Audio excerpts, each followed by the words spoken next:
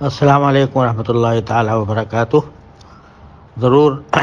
اللہم انا نجعلک فی نحورہم ونعوذ بک من شرورہم، یہ کثرت سے دعا مانگی جائے اور اس دعا کو پھیلایا جائے۔ اس کے علاوہ حسبنا اللہ و نعم الوکیل، نعم المولا و نعم النصیر، اس کی بھی کثرت کی جائے۔ اور آیت کریمہ سبحانک اللہم آیت کریمہ جو ہے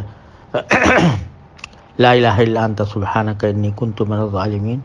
اس کی بھی کثرت کی جائے۔ اور یہ ٹویٹ میں نے ہی کیا ہوا ہے، اور میں نے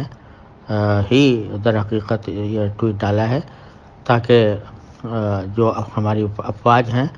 ان کی حوصلہ افزائی ہو، اور یہ حوصلہ افزائی پورے ملک کو، پورے قوم کو کرنی چاہیے، کیونکہ اس وقت وہ نشانے پر ہیں اور وہی ہم ماشاءاللہ ملک کے دفاع کے لیے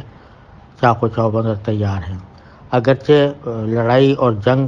موجودہ حالات میں کسی کے لیے بھی فائدہ مند نہیں ہے، اور امن کی کوشش کرنی چاہیے، لیکن اگر جنگ مسلط کی گئی تو پھر اس کا مقابلہ ڈٹ کر کرنا چاہیے، اور ہماری افواج اس کے اوپر حوصلہ افزائی کرنی چاہیے۔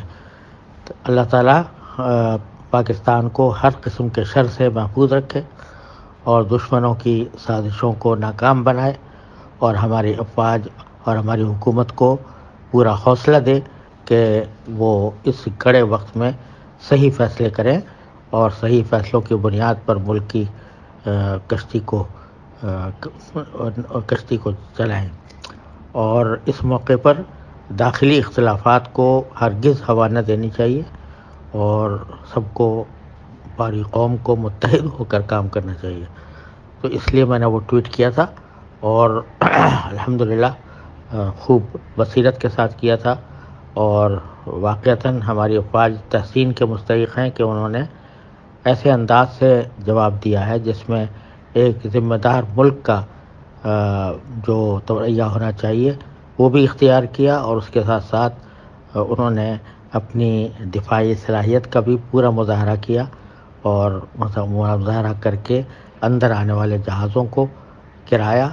اور اس کا ثبوت یہ ہے کہ پائلٹ پاکستان کے قبضے میں ہے۔ اللہ سبحانہ و تعالی عالم۔